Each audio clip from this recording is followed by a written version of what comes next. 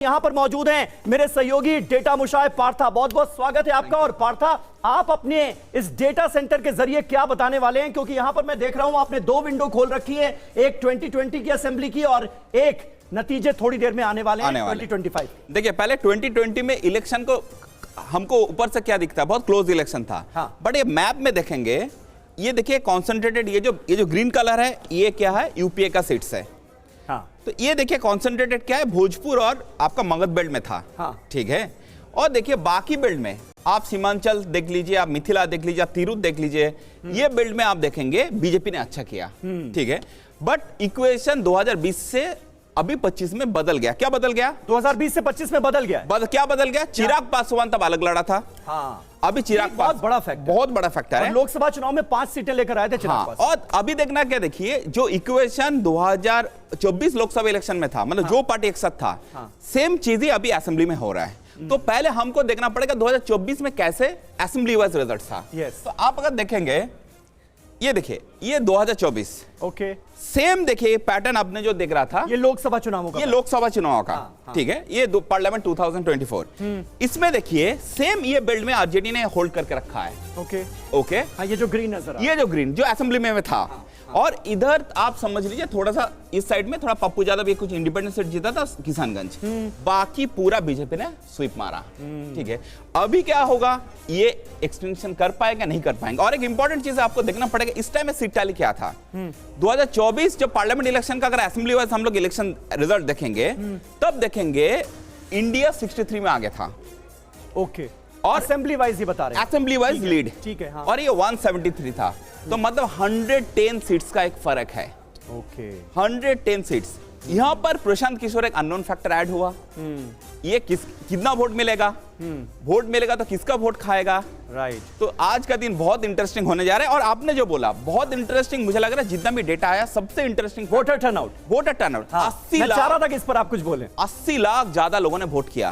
अब 2015 से 2020 तक देखेंगे तो 42 लाख ज्यादा लोगों ने वोट किया था।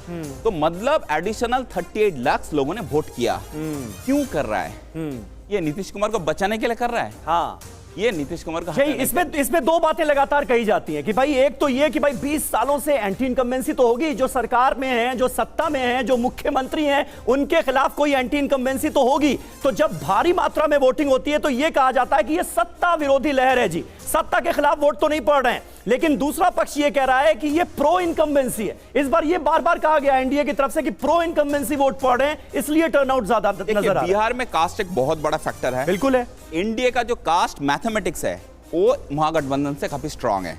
हाँ। तो महागठबंधन जो एक्सपेक्ट कर रहा है क्या है, ये जो 40 लाख वोट है, ये प्रॉब्ली फर्स्ट टाइम वोटर है, माइग्रेंट वोटर है, मतलब जो पहले कभी वोट नहीं किया। ये 80 लाख जो वोटर है। ये मैप के जरिए भी आप समझा सकते हैं क्या, नक्शे के जरिए हमें समझा सकते हैं कि जिस हम वोटर टर्नआउट की बात कर रहे हैं उसका असर कहां ज्यादा पड़ेगा? देखिए वोटर टर्नआउट सबसे ज्यादा जहां पर है सीमांचल।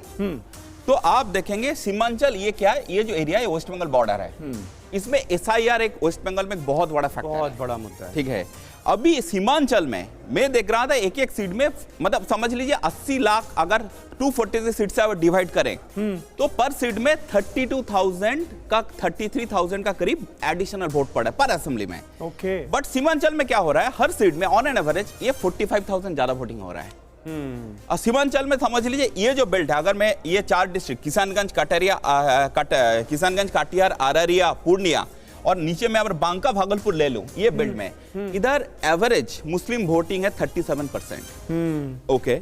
और यही सीमांचल के वो इलाके भी हैं जहां पर एआईएमआईएम भी अपनी किस्मत आजमा रही है। पिछले बार भी एम 5 सीट जीता था। बिल्कुल। इस बार भी लड़ रहा है। हाँ। ओके। तो क्या देखिए सबसे ज्यादा जो वोटिंग हुआ है रीजन वाइज तो वो सीमांचल में हुआ है। और सीमांचल में ज्यादा होने का मतलब क्या कि एसआईआर वेस्ट बंगाल में इशू है वो बहुत बड़ा इधर वोटिंग। लेकिन एक बात और कही जा रही है कि फर्स्ट फेज में जो यादव वोट्स का टर्नआउट है वो बढ़ा है और सेकंड फेज में मुस्लिम वोट का टर्नआउट बढ़ा है। तो ये एम वाई समीकरण तो आरजेडी के पक्ष में अक्सर माना जाता है, इस बार क्या कुछ बदला है? देखिए मैं क्या बोलूं, पार्लियामेंट इलेक्शन का हिसाब से आप 110 सीट से पीछे है। हाँ बिल्कुल। तो ये बहुत बड़ा गैप है, बहुत बड़ा गैप, बहुत बड़ा गैप है। तो डेफिनेटली क्या ये गैप ब्रीज तो होगा, लेकिन ये ब्रीज करके ओवरकम करेगा नहीं करेगा वो डिसाइड करेगा प्रशांत किशोर। ठीक है, प्रशांत किशोर कितना वोट लेगा, और वोट लेगा तो किसका लेगा। ये जो एडिशनल मुस्लिम ये रीजन वाइज मैप में आप कुछ बता सकते हैं कि पीके फैक्टर का असर कहां कहां पड़ता हुआ नजर आ रहा है? देखिए पीके फैक्टर अगर देखेंगे, मुझे जितना लगा ये बेल्ट मिथिला और अंग तिरहुत, ठीक है, मिथिला, तिरहुत और अंग में। हाँ, देखिए क्या होगा, बिहार में एक हिस्ट्री है, एक कास्ट एट्रोसिटी का एक हिस्ट्री है। भोजपुर बेल्ट में देखिए माले करके नया पार्टी है, शायद इंडिया में बहुत और कोई जगह में नहीं है। तो इधर क्या है, नरसंहार हुआ था और उसका इफेक्ट अभी भी है, अभी भी है। मतलब उधर क्या है, कुछ लोग कुछ किसी पार्टी को वोट नहीं कर सकता है, मगध में अभी भी है, ठीक है। बट ये जो बेल्ट है, ये बेल्ट में क्या है, मतलब समझ लीजिए कास्ट एट्रोसिटी उतना नहीं हुआ।